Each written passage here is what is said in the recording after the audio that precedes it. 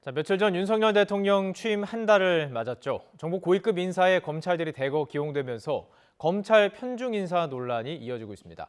한편 한동훈 법무부 장관은 검찰의 직접 수사 기능 강화를 비롯해서 검찰권 강화를 위한 조직 개편을 추진하고 있는데 사실상 검수완박 법안의 무력화를 위한 행보라는 관측도 나오고 있습니다. 윤석열 정부 한 달, 또 정치권 안팎 소식 정리해보죠. 신성범 전 새누리당 의원, 김영주 전 민주당 의원 나오셨습니다. 안녕하십니까? 안녕하세요. 예. 자, 우선 윤석열 정부 출범 한 달을 좀 정리하는 질문을 두 분께 먼저 드리도록 하겠습니다. 신 의원님, 한 달 어떻게 평가하십니까? 우선 눈에 띄는 변화가 많았다. 제 눈에 띈 것은 사회적 분위기의 변화예요. 그러니까 예. 우선 대통령실을 이전한 거잖아요. 네. 비판은 있을 수 있지만 오히려 지금 와서 생각하면 그때 단안을 안 내렸더라면 누군가 결단하지 않았더라면 안 됐을 사안이라고 생각한다면 예. 윤석열 대통령의 리더십이 어떻게 보면 결단력과 추진력 면에서는 일부에서는 그것을 원고집 또는 독선으로 비판할 수 있겠지만 제가 보기에는 예. 결단력이라는 점에서 인정받을 대목이 있다. 또 하나는 정치에 인간적인 냄새가 풍기기 시작했다. 청와대에 예를 들어서 뭐 주말 쇼핑이라든지 나들이라든지 부부끼리 이런 걸 보고 또 소통하는 것, 예. 출근하면서 기자들의 질문에 답하면 아 대통령이 무슨 생각을 하고 있거나 기본적인 알리게 됐다. 그래서 인간적인 냄새도 나고 소통이라는 측면에서는 점수를 많이 줄 수 있겠다. 다만 이제 뭐 예. 비판을 많이 하는데 인사 문제는 아직 그 뭐랄까 그 국민들이 납득할 만한 성과를 내느냐 여부 예. 그건 남아 있다고 저는 봐요. 한 달 이렇게 평가해 주셨는데 기부님께서는 어떻게 동의하시는 분도 있을 것 같고. 아무래도 이제 뭐 장소 이전을 통해서 그 소위 매일매일 출근길에 기자들의 질문에 답하는 이제 이런 부분들은 신선하고 네. 또 지속될 수 있으면 좋겠다. 어쨌든 뭐 청와대든 또 용산공원이든 간에 국민에게 개방하는 거 뭐 예. 나쁘지 않다고 보고 그동안에 특히 이제 천안함이라든지 이런 어떤 그 북한의 소행에 의해서 피해받았던 장병의 유족들이나 이런 분들을 좀 귀하게 레드카펫으로 모시는 것은 상당히 우리가 눈여겨볼 만한 부분이고 예, 예. 행사만 하고 돌아가는 거 아니라 뭐 청계천을 거닌다든지 또 뭐 같이 시내에서 식사를 한다든지 이런 것은 뭐 예. 좋아 보이는 모습입니다. 다만 중요한 거는 윤석열 정부가 코로나 이후의 시대, 경제적으로 굉장히 어려운 스태그플레이션도 그렇습니다. 예상되는 예. 이 시대에 대통령께서 경제가 어렵다는 말씀을 하시지만 어떤 방법으로 어떻게 할 것이냐 하는 구체적인 비전. 네. 제가 이제 인수위 보고서 110대 과제를 보더라도 그게 없어요. 나열형이고. 네, 네. 그래서 어떻게 이 정부가 어떤 정책에 주안점을 줄 것인가에 대한 국민의 불안감이 여전히 있고 예. 대통령밖에 안 보인다. 그러니까 내각의 구성원들이 거의 보이지 않고 네. 누가 키맨인지도 모르겠고 그러다 보니까 뭐 대통령 모습이 왔다 갔다 하는 것만으로 이게 그것은 초기에는 허니문 기간에는 의미가 있지만 예. 그것으로서 정치를 평가할 수 없기 때문에 아직도 대통령의 지지율이 60%를 가지 못하고 50대 중반, 예. 50대 초반을 왔다 갔다 하는 그런 상황에 있지 않나 그렇게 보여집니다. 지금 뭐 국제적으로도 외교적으로도 경제적으로도 상당히 민감하고 위험한 위중한 시기에 있기 때문에 자, 그 부분을 지적을 해주신 것 같은데요. 그렇다면 이제 이 정부 부처에서 뭐 비서관들과 비서실에서 이제 여러 가지들 정보도 올릴 것이고 국무회의에서 여러 가지들 중요한 결정들을 내려져야 할 텐데 검찰 편중 인사가 너무 지나치다 이런 논란이 지금 불거지고 있습니다. 여당에서도 우려의 목소리가 좀 나오고 있는데요. 한번 들어보시죠.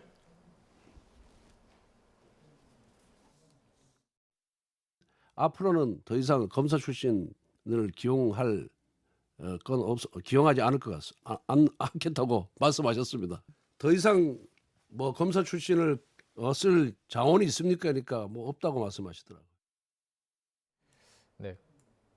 권선동 원내대표의 이야기를 들어봤고요. 그러니까 검찰 출신이 지금까지 일해온 사례들이 있었습니다. 그런데 금감원장, 국정원, 국무총리 비서실장까지 지금 검찰 인사가 들어왔습니다. 그렇다면 뭐 어떤 문제가 있을 수 있고 뭐 장점도 있을 거 어떤 거 어떻게 보실지 궁금하네요. 우선 예. 질문을 던져야 할 것은 이전 정부에 비해서 검찰 출신들이 많으냐? 예. 아 많다. 그러면 다시 질문을 던져보죠. 그러면 과도하게 많으냐? 과도할 수도 있고 안 할 수도 있다. 그런데 말을 좀 더 바꾸면 그러면 안 갈 사람이 능력이 안 되는 사람 깜도 안 되는 사람이 대통령과의 인연 때문에 갔느냐? 네. 그 대목은 좀 아닌 것 같아요.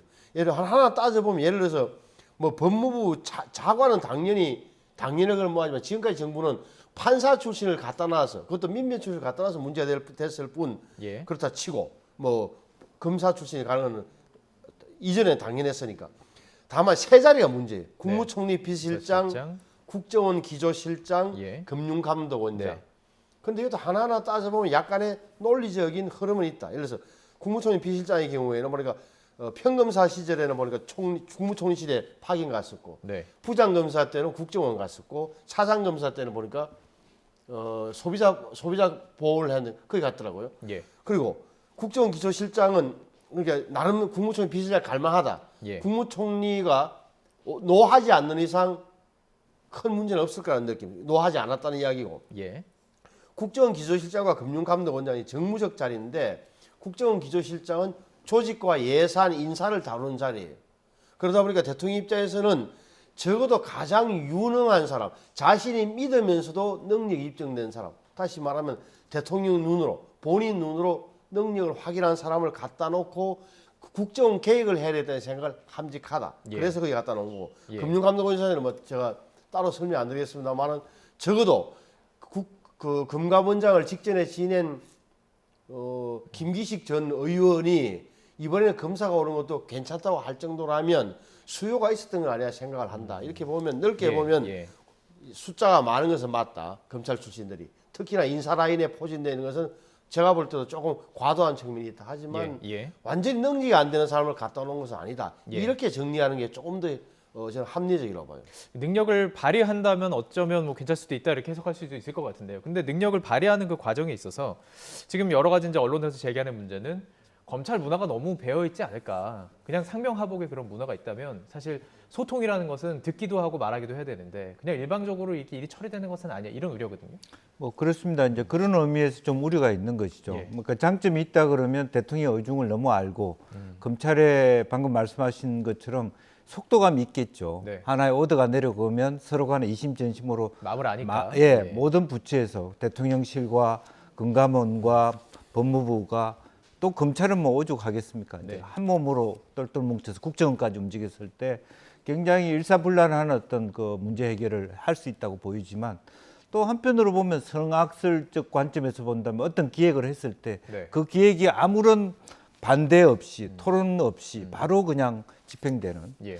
오히려 역으로 지금 이번에 보니까 대통령이 장관을 너무 남성 위주로 뽑지 않느냐 하는 어떤 외신 기자의 질문에 대해서 그냥 3명의 아주 빠른 시간 내에 뭐 여성 후보를 낸데 예. 여성 후보를 냈다는 것의 중요도보다는 과연 제대로 검증됐는가. 그게 지금 우리가 그대로 드러나는 현실 아니겠습니까? 예. 속도감은 있어도 진정한 의미에서의 다양성이라는 생각으로 그런 분들 고르고 골랐는가. 예. 그런 부분이 지금 그대로 드러나고 있듯이 네네. 실제적으로 대통령이 아는 사람만, 대통령이 경험한 사람만 혹은 우리나라 엘리트는 최소한 40 패스하고 서울대 다녀야만 되는 이렇게 된다 그러면 과연 우리 국가 전체의 조직 문화가 예. 다양성이라든지 진정한 의미의 민주주의라든지 아니 되옵니다라는 말이 가능할 것인가 그것이 걱정이 되는 것이죠. 예, 알겠습니다. 자, 윤석열 대통령은 이런 지적에 대해서 이제 기자들의 질문이 있었죠. 과거 사례를 언급하면서 반박했습니다. 역시 화면 준비해봤습니다. 함께 보시죠. 뭐 과거에 민변 출신들이 아주 뭐 도배를 하지 않았습니까? 저는 뭐 선진국에서도 특히 미국 같은 나라 보면은 그런 그 거버먼트 어토니 경험을 가진 사람들이 정관계에 아주 폭넓게 진출하고 있습니다. 그게 법치국가 아니겠습니까? 다 법률가들이 가야 되는 그런 자리들, 과거 정권에서도 다 그 전례에 따라 법률가들이 갈 만한 자리들에 대해서만 배치를 했고 필요하면은 해야죠. 필요하면 계속 하겠다라고 얘기했는데요. 좀 궁금해요. 그게 행정부에 그렇게 법률가가 가야 되는 자리가 많은 건지도 궁금하고요. 미국은 흔히들 예. 있는 행태이긴 한데 그러니까 네. 저는 이제 대통령의 의중을 제 나름대로 뭐 해석을 하자면 네. 제 뭐 옛날 경험과 다 종합해서 해석하자면 이런 거예요. 그러니까 국정원만 하더라도 어떻게 보면 중요한 지점에 국정원장이 중요한 게 아니라 예산과 인사라고 본다면 여기에 자기가 가장 믿을 만한 사람을 냉정하게 하면 믿을 만한 사람을 갖다 놓고 계획을 하라는 취지예요. 그게 네. 그 조상준 검사 출신이었다는 거고. 그러니까 어떻게 보면 매 자리마다 그렇잖아요. 또 총리 비일자도 마찬가지고. 왜 예. 그러냐면은 대통령 입장에서는 정치권에 빚진 게 없지만 정치권 사람들 아직도 잘 불신하고 있다는 사실이 또 드러난 대목이에요. 예, 그러니까 예. 중요한 요소에는 자신이 기량과 능력을 확인한 믿을 만한 검사 출신으로 채우고 나머지는 경제 파트너 예를 들어서 테크노크라트 전문 관료들 능력 입증된 물론 이렇게 해서 국정을 초기에 이끌어가겠다는 나름의 구상을 하고 있는 거란 말이에요. 여기서 놓치서는 안 될 사안이 앞에서 얘기했지만 그럼 검찰 출신들이 왜 이리 많으냐? 믿고 능력을 검증한 사람은 그 사람밖에 없지만 경험으로 따라서, 검증을 했기 때문에. 예, 예. 따라서 인재풀이 너무 좁지 않습니까? 공격 가능하고 야당의 비판, 언론의 비판은 가능한 대목이라고 봐요. 근데 평가는 철저하게 제가 볼 때는 나중에 예. 1년 후라든지 이 사람들이 어떤 업적을 남기느냐, 실력을 어떻게 증명하느냐가 가장 중요한 거다. 왜 그러냐면 예, 예. 우리나라 대통령제는 보십시오. 대통령에게 5년간의 권한을 위임하면서 당신의 뜻과 철학에 맞는 사람들을 데리고 국정을 운영하라는 나름의 그 철학이 깔려 있는 거예요. 미국만 하더라도 우리가 아시는 대로 장관들이 뭐다 비서잖아요. 비서, 시크릿리. 하지만 우리나라는 장관이라 할 때는 예. 다른 측면이 있지만 그 정도는 국민들이 위임을 했다 하면 익숙하지 않은 관계가 맞아요. 예. 검사들이 너무 많은 건 사실인데 그 대목 역시 제가 볼 때는 정말 업무 능력과 결과로서 보여줘야 될 대목이라고 저는 보는 거예요. 자, 저는 말씀하셨던 이 금융감독원장 이복현 전 부장검사가 발탁이 됐는데 정무적인 자리라고도 좀 말씀을 해주셨던 자리예요. 그러니까 사실 수사와 관련된 부분은 분명히 있습니다. 하지만 금융감독원장이라는 게 단순히 그것만 하는 것은 아니잖아요. 네, 그래서 그렇습니다. 이건 어떻게 봐야 될까요? 예. 사실은 이제 두 가지를 느꼈는데 이복현 금융감독원장이 사실은 경제학도 했고 그다음에 뭐 법을 수사도 많이 예, 했다고. 했고 예. 했기 때문에 일면적으로 보면 그게 적합할 수도 있어요. 그러니까 그 금융 수사를 많이 했기 때문에 금융감독기관에서 할 수 있는 어떤 패턴을 이미 이해하고 왔다라고 하는 것, 또 예. 경제적 지식이 있다라고 하는 건데 이제 또 그러면서도 오면서 일성이 예를 들면 가상자산이나 빅테크 같은 경우도 일상이 됐기 때문에 규제하지 않겠다. 윤석열 정부의 기조를 정확하게 보는 거죠. 이제 실제적으로 본인이 갖고 있는 자기의 어떤 주체성이나 주관적인 자기 판단보다는 오히려 공약을 그대로 보고 그냥 본인은 그대로 역할을 하겠다라고 하는 건데 예. 그것이 과연 일정 정도의 초기에는 뭐 될 수 있을지 모릅니다만은 여러 가지 어떤 하나하나를 다 대통령 눈치 보고 할 것이냐라는 거하고 최종적으로 가서는 지금은 굉장히 어떤 그 공약이라고 하는 큰 틀에서 그것을 금융감독기관으로 할 수 있지만 네. 실제적으로는 검사라고 하는 자기 경험의 한계치에 의해서 복잡다단한 전 세계적인 금융의 변화, 예. 또 디파이라고 하는 새로운 디지털 금융 환경의 변화 이런 네. 것들을 안아서 자기 주체적으로 새로운 어떤 정책 또 금융기관의 통폐합 이런 것들 또 예. 기존 금융권의 요구 이런 것들을 폭넓게 받아갈 수 있는 사람이냐 이것은 다른 문제라고 보여지고 예. 앞선 문제를 하나 더 말씀드리면 대통령께서 미국 이야기를 했지만 미국은 이렇습니다. 사실은 세크레터리 얘기에 나왔다시피 대사가 부대사를 눈치 보고 장관이 차관의 눈치를 보는 그런 공직자의 문화가 있어요.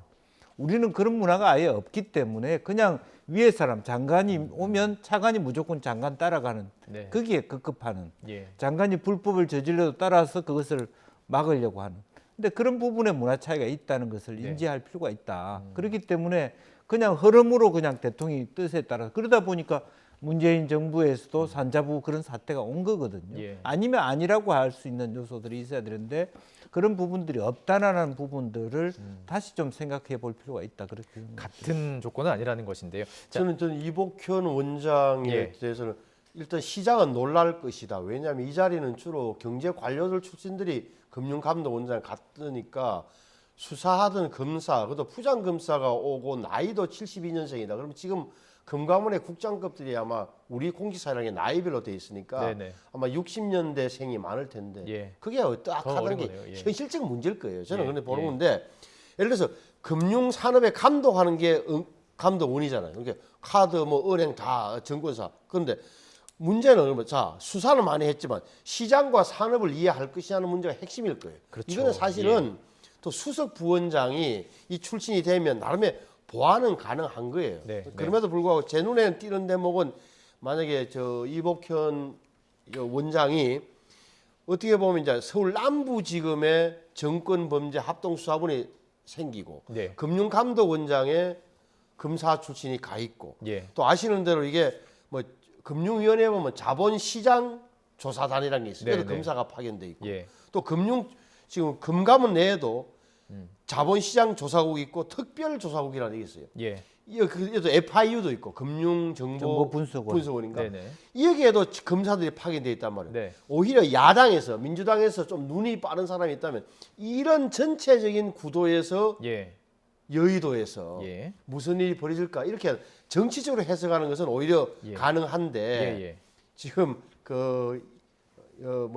이복현 부장검사가 예. 왔다 해서 검찰이 왔단 말이야라고 하는 것은 네. 단세포적인 반응이라고 저는 봐야죠. 예. 자, 지금 말씀하신 이유가 뭐냐면 이제 앞으로 검수완박이 그 법안이 이제 시행이 되면 경제 수사에 대해서는 할 수가 있는 거잖아요, 검찰에서. 그렇기 때문에 앞으로 지금 뭐 여쭤보겠지만 한동훈 법무부 장관이 검찰의 권한을 조금 약간씩 이제 조직 개편을 통해서 이루어가는 느낌도 실제 수사가 가능한 직접 수사가 가능한 경제부처 그 수사 굉장히 강조하는 분위기이기 네, 때문에 예. 그런 연관까지도 지금 설명해 주신 거거든요. 그러니까 경제 그다음에 부패 관련된 어떤 그 수사 권능에 대한 기능에 대해서 네네. 사실은 이제 한 법무부 장관은 확대 해석하려고 하는 거죠. 범위를 확대해서 예. 노동 관련된 것까지. 이거 다 경제다 그럼 예, 직접 예. 수사할 수 있다는 예, 거죠. 그렇죠. 예. 뭐 모든 게 경제 아니고 사실은 여러 가지 어떤 영역에 따라서는 그런 영역이 있기 때문에 그런 부분에 대한 치열한 어떤 야권과 또 법사위 안에서의 토론이 필요한 것 같고요. 또 그리고 시한적이잖아요. 예. 그러니까 9월이라고 하는 어떤 여러 가지 검수완박 법안이 시행되기 전까지 어느 네. 정도 속도를 내고 네. 어느 정도 국민과의 교통 또 야당과의 교통 속에서 합의안을 도출해낼 수 있는가 네네. 이제 그런 거고 제가 보기에는 조금 위험하게 생각하는 건 합의안을 도출하기보다는 어차피 현재의 그 민주당 안 자체가 정당성이 없다 무리하다라고 보면서 판을 뒤엎으려고 하는 어떤 예. 그런 의지까지 보여지기 때문에 예. 그거는 한번 그 뒤에 좀 지켜봐야 될 쟁점이 아닌가 그렇게 보여집니다. 그럼 이제 본격적으로 얘기를 좀 해보면 좋을 것 같아요. 네. 이제 한동훈 법무부 장관 어쨌든 검찰 인사가 많은 안에 그 일단 청와대 분위기 속에서도 아무래도 권한이 이렇게 좀 집중되는 것들을 놓고 민주당에서는 뭐 말씀하신 그 부분에 대해서는 아직 지적하지 않고 있지만 결국은 한동훈 소통령이 이거 다 지휘해서 여의도 얘기하셨잖아요. 이거 혹시 뭐 이렇게 수사 들어가는 거 아니냐 이런 걱정이잖아요. 사실 예. 그 앞에 예. 지금 그 한동훈 장관이 하고 있는 게 검수완박 법안을 완전히 파괴하는 거로 생각. 우회 예. 피해가는 거예요. 왜 그러냐면 보십시오. 이게 자 6대 범죄는 지금도 수사권을 갖고 있어요. 검찰이 예. 지금 이 순간에. 그러면 9월 달부터는 2개만 남기고 다 없어지는 거예요. 예. 부패와 경제하게 되는 그러니까 네. 한동훈 장관 입장에서는 앞으로 한 석 달간 6, 7, 8월에 이 6대 범죄 수사를 빨리 많이 하겠다는 계산하는 거예요. 예. 그건 나쁜 거냐? 그래 안 봐요. 지금 갖고 있는 권한을 최대한 활용한다. 그다음에 그럼 9월 달부터는 부패와 경제 범죄 한다는 거 아니에요. 예. 그렇게 석 달 동안은 그 검찰의 존재 여유를 확실하게 국민에게 보여주겠다는 계산을 하는 거고. 그러니까 지금은 검찰총장의 성인이 있어야 형사부도 범죄를 수사할 수 있는데 이걸 다 없애고 완전히 풀어주겠다는 예, 예. 취지로 한다는 거예요. 그러니까 예. 능력을 발휘하겠다는 거고 이 대목에 이걸 놓고 완전히 검수완박 법안을 회피하는 거 저는 우회한다고 보는 거예요. 우회다. 예. 법이 만들어져 있기 때문에 9월 달부터는 어쩔 수 없이 검찰 수사를 한동훈 장관이 하고 싶어도 못 하는 거예요. 그냥 손발이 묶인 상태예요. 다만 네. 묶인 상태에서 최선을 다하겠다는 걸로 이해하는 게 맞다. 또 예. 소통력 문제는 제가 볼 때는 정치권에 대한 이른바 언론의 표현의 사정 국면은 제가 볼 때는 불가피한 측면이 있어 보여요. 이제 불가피하다는 것은 제가 조심스러운데 이런 대목. 지방선거 때문에요? 아니 지방선거 아니죠. 예.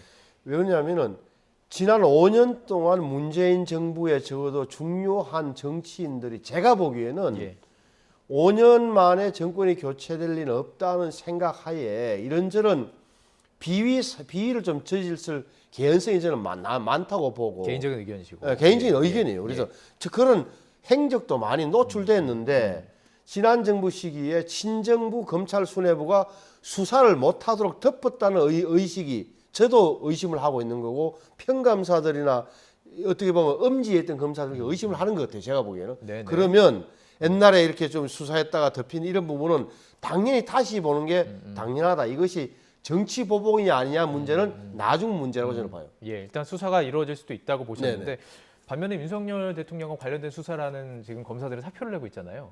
그건 어떻게 보십니까? 예. 글쎄요, 이제 그런 부분에서 지금 정권 초기이기 때문에 뭐 일방향적으로 가고 있다라고 보여지고요. 이제 그런 면에서 여전히 균형 잡혀 있느냐. 그렇기 때문에 실제로 법무부 장관이 그런 의미에서의 보복 수사 논란을 피하기 위해서도 법무부 장관을 말하자면 윤석열의 측근인 한동훈이 오는 것에 대해서 야권이 반대한 이유입니다. 예. 개인의 어떤 뭐 반대 욕구라기보다도 이제 그런 측면이 있고, 그렇지만 민주당도 또 조심해야 될 것이 결국에는 윤석열 검찰총장을 대통령으로 만든 게 민주당이다 이런 비판도 있지 않습니까? 예. 너무 여기서 소통령 하는 것이 오히려 네. 더 예. 뭐 한동훈을 더 스타로 만들어주는 아, 예. 그걸 민주당이 할 수 있는 부분이기 때문에 네. 정확하게 수사가 될 뭐 문제점이 있는 것을 수사받겠다는 그런 생각을 가질 필요도 있겠다. 예. 그런 생각을 합니다. 자, 지금 말씀해 주신 그 부분을 김종인 전 국민의힘 비대위원장이 언급을 했죠. 한동훈 법무부 장관과 관련된 이야기를 했습니다. 함께 들어보시죠. 한동훈 법무장관이 앞으로 그 법무장관 직책을 수행하면서 어떻게 이 국민의 눈에 비치느냐에 따라서 본인도 별의 순간을 잡을 수도 있다고 봐요. 그러기 위해서는 지나치게 검사 생활에 젖었던 거를 강조로 하질 않아야 돼요. 네, 지금 한동훈 법무부 장관을 보고 별의 순간을 잡을 수도 있다라고 얘기를 했습니다. 근데 윤석열 대통령의 경우는 지금 김종인 그 위원장이 얘기했던 별의 순간을 잡은 거잖아요. 그렇기 때문에 무시할 수가 없을 수도 있습니다. 근데 지금 저거 여론조사를 하나 보여드릴 텐데 차기 정치 지도자 선호도를 조사를 했습니다.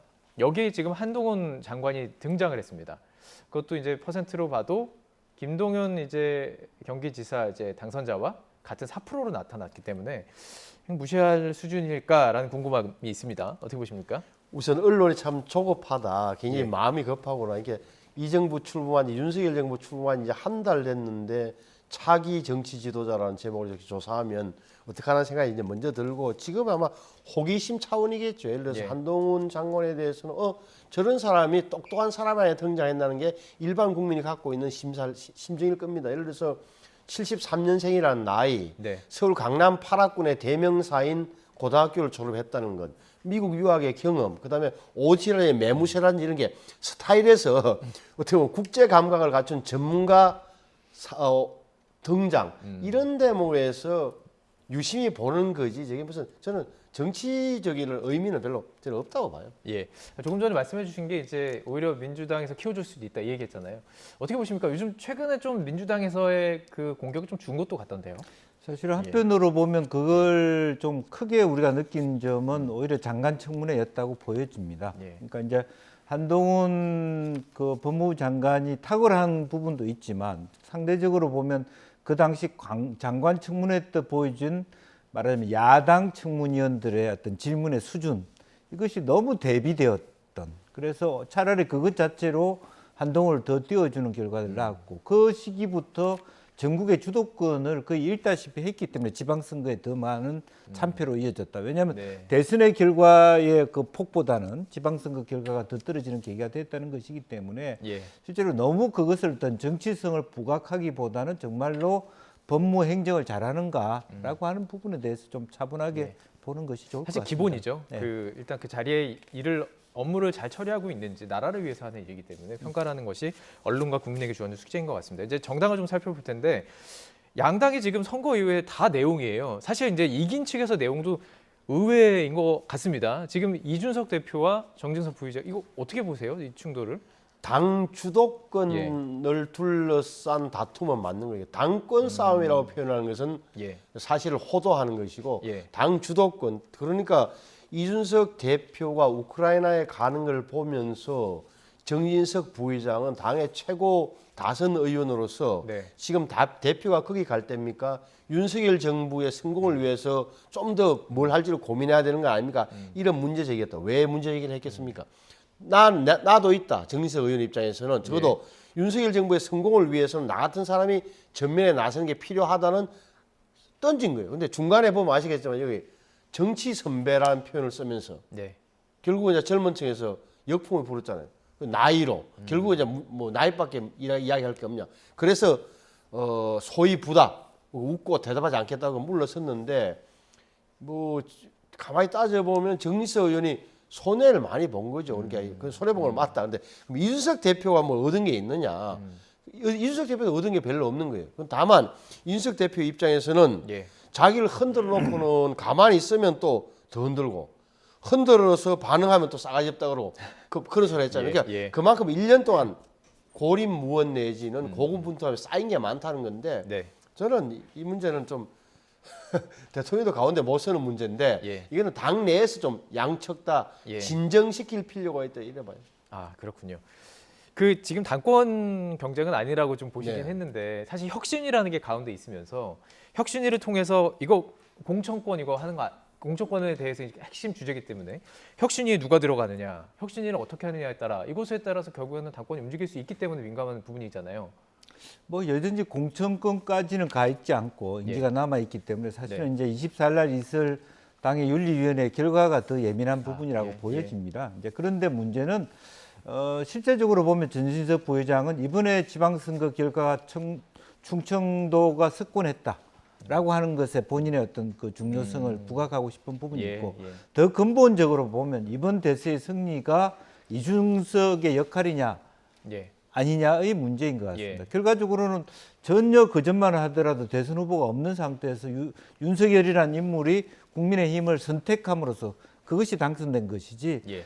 오히려 이준석은 방해만 했다 이런 인식도 있는 거고요. 예. 이준석 대표는 그나마도 내가 2030 세대를 끄집어서 당을 혁신했기 때문에 이길 예. 수 있다. 이런 성과에 대한 어떤 판단이 갈라지는 것이 아마 앞으로의 어떤 고립 서로가 갈등이 깊어지는 원인이 될 것이라고 보는 거고요. 네. 최재형 감사원장을 최재형 의원을 혁신위원장 시키는 게도 당내에서 보기에는 초선 의원에 불과한 저 사람이 어떤 혁신을 할 것인가. 예. 그리고 그런 부분이 또 권성동 원내대표가 말씀하신 것처럼 기본적으로 혁신한다는 거 뭐 누가 반대할 수 있겠습니까? 네. 다만 더불어서 논의하는 속에서 어떤 방식의 혁신을 가겠다는 가닥을 짚어지고 가야 되는데 예. 실제로 먼저 던지고 가는 것이 과연 예. 어떤 의도인가 의구심을 갖게 한다는 것이죠. 예. 아, 그렇습니다. 지금 이제 오후 2시에 이제 이준석 그렇죠. 이준석 대표의 기자회견이 2시에 잡혀 있죠. 어떤 이야기를 할지 자세히 좀 짚어보도록 하겠습니다. 자, 이제 사실 혁신위를 뛰어드는 건 더불어민주당입니다. 지금 상황 속에서. 그런데 지금 비상대책위원회는 지난 10일 공식 출범했고요. 우상호 비대위가 이제 출범을 하게 되는데 그 상황 속에서 사실 뭐 친명계라고 부르겠습니다. 이재명계 의원으로 분류되는 의원들과 뭐 지금 뭐 어떻게 불러야 될지 모르겠지만 이낙연 후보를 지지했던 측이라고 볼 수도 있을 것 같은데 약간 좀 문제가들이 발생하고 있어요. 내용이 지금 잡음이 들리고 있습니다. 어떻게 보시는지 궁금하네요.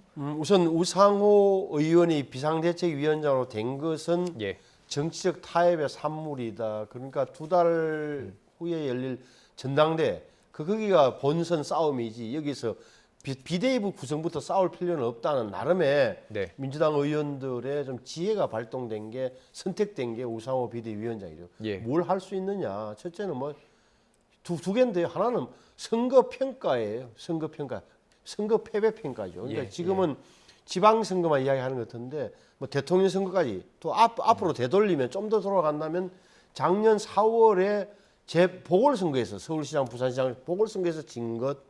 대통령선에서 진 이유, 지방선거가 이어지는 이 3년패의 늪에 왜 우리가 빠졌던가, 예. 말을 바꾸면 왜 5년 만에 정권을 뺏겼던가 이런 대목이 이제 패인 분석이 될 테고 두 번째는 이제 전당대회 준비겠죠. 전당대회 준비라 하면 예. 결국은 지금 대표를 뽑는 이 체제, 당원과 대의원 비율이라든지 이런 문제가 이제 쟁점이 될 것인데 이것을 잘 관리하느냐가 우상호 비대위의 성공 여부를 가늠하게 될 것입니다. 예. 조금 전에 이제 기자회견이 있었습니다. 그때 혹시 보셨는지요? 예. 잘 못 봤습니다. 예, 바로 직전이어서 못 보셨을 네. 것 같은데 말씀하신 것처럼 이제 패배 원인을 분석하고 뭐 그런 부분에 집중을 하셨고 이제 앞으로 어떻게 이것을 난관을 극복하느냐 이 부분이었던 것 같아요. 네. 그런데 이 상황에서 조금 전에 같은 질문을 드렸지만 조금 파이름이 들리는 게 사실이에요. 예. 네, 사실은 뭐 파이름이 들린다는 것 자체가 사실 볼상사납죠. 왜냐하면은 전체 누가 탓이다라고 하는 얘기를 하기 전에 결과적으로 정권이 5년 만에 왜 연장되지 못했느냐, 그런 의미에서는 친노 친문이 자유롭지 못하잖아요. 그런 상태에서 과연 이제 이재명 후보만이 패배의 원인이 됐냐?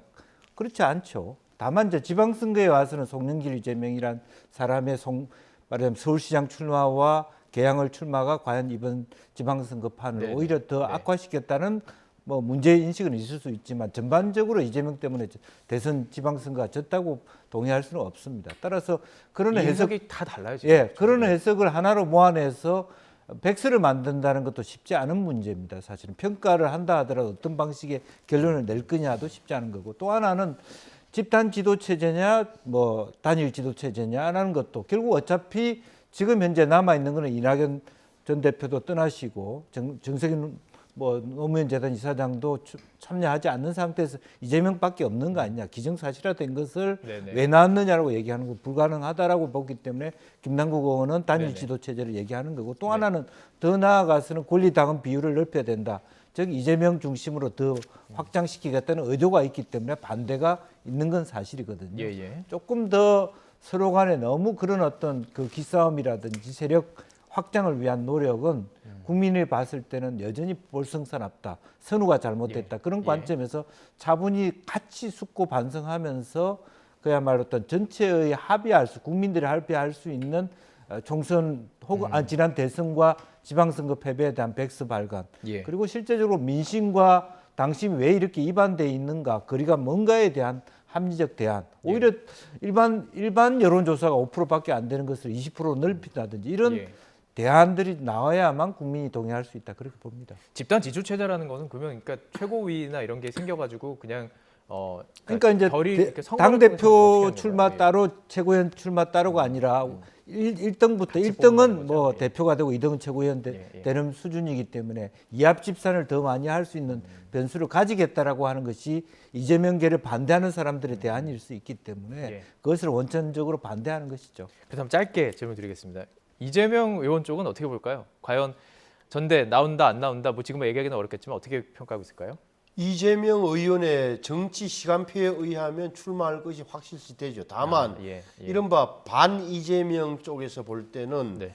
가장 큰 약점이 뭡니까? 대안이 없다는 건데, 예를 네. 들어서 김부겸 전 총리를 옹립한다든지, 김부겸 총리가 응할 리는 뭐 가능성 모르겠습니다. 그 정도 되면 몰라도 아니면 저는 무조건 출마할 거라고 보죠. 예, 알겠습니다. 짧게 들어봤습니다. 신성범 전 새누리당 의원, 김영주 전 민주당 의원과 이야기 나눠봤습니다. 고맙습니다.